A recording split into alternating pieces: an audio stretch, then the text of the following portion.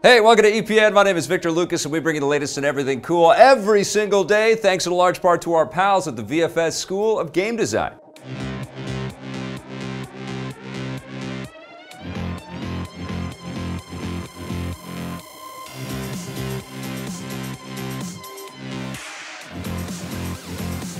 Thank you so much, Vancouver Film School. This rundown is dedicated to Wolfman 284. Ow! Who used to watch us on TV. Now he's found us on YouTube, and he can't stop watching. That's what we like to hear. This rundown is all yours, Wolfman. It's no joke, the makers of the DC movies are clowning around with an unusual idea. It looks like Warner Brothers and DC are making a new standalone movie that will focus on Batman's arch nemesis, the Joker. Variety, The Hollywood Reporter, Deadline, and various other sources are reporting that the project is in the early stages of development and will explore the origins of the iconic villain. Here's where things get a little confusing. The sites claim that the Joker film will not be part of the new DC shared cinematic universe and will instead be a standalone project unconstrained by the continuity of the other films. It will apparently be the first entry in a new yet untitled DC film label that will tell one-off stories exploring the origins of iconic characters. As such, this version of the Joker will not be played by Suicide Squad actor Jared Leto, while at the same time, Leto is expected to continue playing the character in upcoming films in the main DC universe, like Suicide Squad 2. General audiences are probably going to wonder why there are so many different versions of the character popping up in theaters, and their confusion could be really, really bad. Really bad. So what can we expect from the new Joker film itself? The Hangover director Todd Phillips is reportedly set to helm, and he's co-writing the screenplay with 8 Mile and The Fighter screenwriter Scott Silver.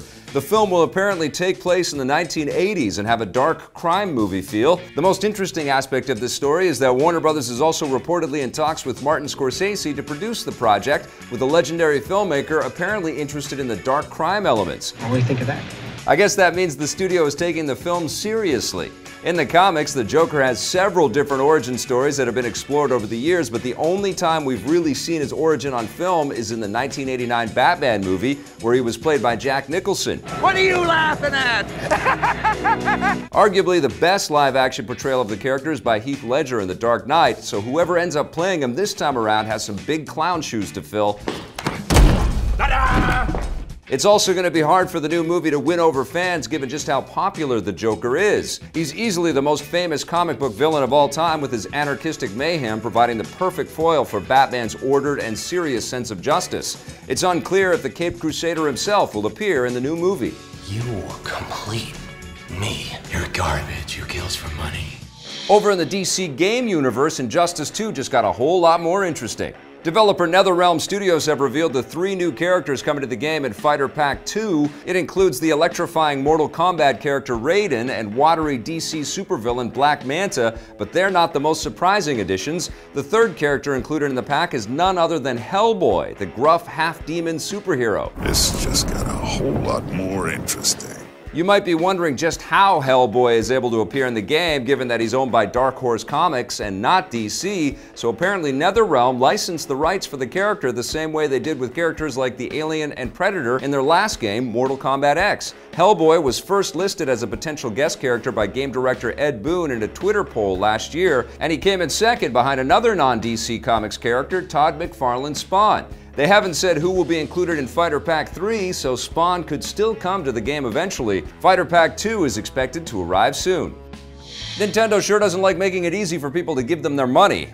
As we reported yesterday, pre-orders for the highly anticipated SNES Classic finally began yesterday morning, only to sell out in mere seconds. To put it bluntly, it was a complete disaster. Participating retailers all over the world have already sold every unit that's been allocated to them so far, and they haven't said when or if they'll be able to take orders again. Some of their online stores even crashed during the initial frenzy, preventing many Nintendo fans, like us, from being able to successfully place orders before they were all gone. Needless to say, many gamers have aired their grievances with the pre-order process on social media, and even high-profile game developers like The Last of Us director Neil Druckmann have publicly complained about not being able to order one. Gamers are also annoyed by the fact that the SNES Classic is already being sold for ridiculous prices by scalpers, similar to what happened last year with the impossible-to-find NES Classic. That's the biggest annoyance with all this. After the infamous shortages of that system, Nintendo vowed to increase their output of the SNES Classic and not repeat the same mistakes, but it seems like things are even worse this time around. They have said that more stock will be available in stores on launch day, so buyers can try to show up in person and get one, but this will probably cause huge lineups and hysteria in game stores all over the world. Nintendo is a great company that makes awesome games, but they frankly need to do a better job of this sort of thing. It shouldn't be this difficult to buy their products, and ridiculous shortages like this can alienate their most loyal fans. We'll let you know if more stock becomes available before the SNES Classic launches on September 29th. Were you lucky enough to pre-order one? Tell us how you did in the comments below. Samsung has an explosive new smartphone on the way, and hopefully this time it isn't literally explosive. The tech giant has unveiled the Galaxy Note 8, the next iteration of their flagship smartphone line. It features a 6.3-inch display, making it the biggest Samsung phone yet, and it's also the most expensive. In Canada, it cost a whopping $1,300 for the unlocked version and around $550 from different carriers with a 2-year contract. Hopefully that price doesn't make the phone blow up in Samsung's face. It comes as a bit of a surprise that they're reviving the Galaxy Note brand at all. Last year, the Galaxy Note 7 famously suffered from a battery defect that caused some units to overheat and literally explode, forcing Samsung to recall the phone and eventually discontinue it altogether. That's a lot of baggage to overcome with the Galaxy Note 8. It hits stores September 15th. Game maker Bethesda is about to enter the world of virtual reality for the first time. The company has announced release dates for all 3 of their upcoming VR titles, which were first announced at E3 this summer. First up, Skyrim VR will hit the PlayStation VR headset on November 17th. Doom VFR, the VR version of last year's Doom game, lands December 1st on the PlayStation VR and HTC Vive. Finally, Fallout 4 VR nukes the HTC Vive on December 12th. Fallout and Skyrim are basically the same as the original versions of the games, only with new controls and movement schemes, while Doom is a completely new experience built from the ground up for VR. You may have noticed that none of these games are coming to the Oculus Rift, and they probably never will. Bethesda recently sued Oculus for more than $500 million, alleging that they stole some of their VR software, so there's a lot of bad blood between the two companies that likely won't be going away anytime soon. The good news is that there are still plenty of other VR platforms for Bethesda to work with. They've stated that if these 3 games are a success, they plan to create more VR experiences in the future.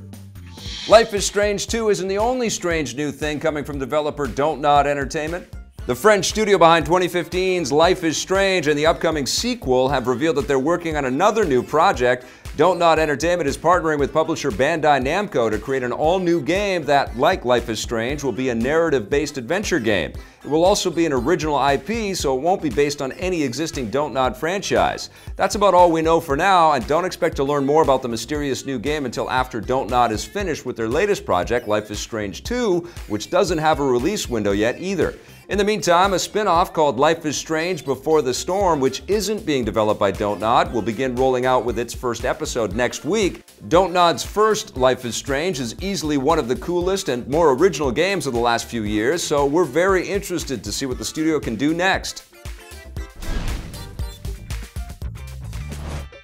That wraps us up for the rundown. Thank you so much for watching. We'll be back again tomorrow with a brand new episode for you. If you'd like to learn more about game design, visit our pals at VFS.edu. We'll see you tomorrow. Thanks for watching.